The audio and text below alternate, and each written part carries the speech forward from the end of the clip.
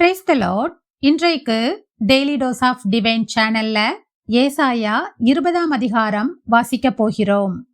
இந்த அதிகாரத்தில் தேவன் ஏசாயாவை ஒரு விசித்திரமான அடையாளமாக பயன்படுத்துகிறார்.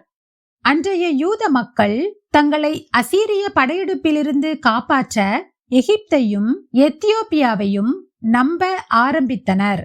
ஆனால் அப்படிப்பட்ட பெரிய நாடுகளே தோல்வியடையும் என்பதை உணர்த்த தேவன் ஏசாயாவை 3 வருடம் ஆடையின்றியும் வெறும் காலோடும் நடக்கும்படி கட்டளையிட்டார். ஏசாயாவின் இந்த நிலை எகிப்து மற்றும் எத்தியோப்பியா நாடுகளுக்கு வரவிருந்த அவமானத்தின் நிலை என்று குறிப்பிடப்படுகிறது. உலக அதிகாரங்களையோ மனிதர்களையோ நம்பாமல் கடவுள் மீது மட்டுமே நம்பிக்கை வைக்க வேண்டும் என்பதை இந்த அதிகாரம் நமக்கு உணர்த்துகிறது. இப்போது ஏசாயா 20ஆம் அதிகாரம் வாசிக்க கேட்போம். கர்த்தாவே, உம்முடைய வேதத்திலுள்ள அதிசயங்களை பார்க்கும்படிக்கு எங்கள் இருதயத்தின் கண்களை திறந்தருளும் சுவாமி. ஆமேன். ஏசாயா 20ஆம் அதிகாரம். தர்தான் அசீரியா ராஜாவாகிய சர்கோனாலே அனுப்பப்பட்டு அஸ்தோத்துக்கு வந்து அஸ்தோத்தின் மேல் யுத்தம் பண்ணி அதை பிடித்த வருஷத்திலே கர்த்தர் ஆமோத்சின் குமாரனாகிய ஏசாயாவை நோக்கி, நீ போய் உன் அறையில் இருக்கிற இரட்டை அவிழ்த்து உன் கால்களில் இருக்கிற பாதரட்சைகளை கழற்று என்றார். அவன் அப்படியே செய்து வஸ்திரமில்லாமலும் வெறும் காலுமாய் நடந்தான்.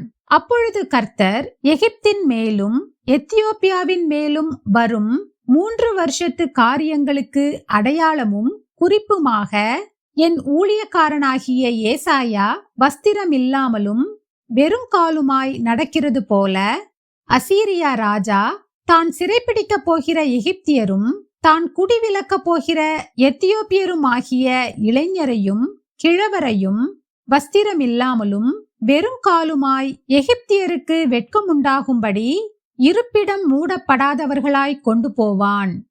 அப்பொழுது இந்த கடற்கரை குடிகள் தாங்கள் நம்பியிருந்த எத்தியோப்பியாவை குறித்தும் தாங்கள் பெருமை பாராட்டின எகிப்தை குறித்தும் கலங்கி வெட்கி, இதோ அசீரிய ராஜாவின் முகத்துக்கு தப்பும்படிக்கு நாங்கள் நம்பி சகாயத்துக்கென்று ஓடிவந்து அண்டினவன் இப்படி ஆனானே, நாங்கள் எப்படி விடுவிக்கப்படுவோம் என்று அக்காலத்திலே சொல்லுவார்கள் என்றார்.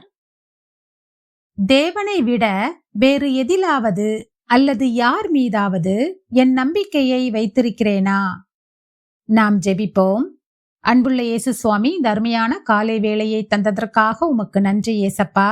நிலையில்லாத இந்த உலகத்தின் மேலோ அல்லது உலக மக்களின் மேலோ எங்கள் நம்பிக்கையை வைக்காமல் உம்மில் மட்டுமே எங்கள் நம்பிக்கையை வைக்க எங்களுக்கு கற்றுத்தாரும் அப்பா. எங்கள் வாழ்க்கையின் உறுதியான அஸ்திபாரமாக நீர் மட்டுமே இருப்பீராக. இயேசுவின் மூலம் ஜெபிக்கிறோம் பிதாவே. ஆமேன், ஆமேன். நாம் அடுத்த நாள் வேத வாசிப்பில் சந்திப்போம். God bless you.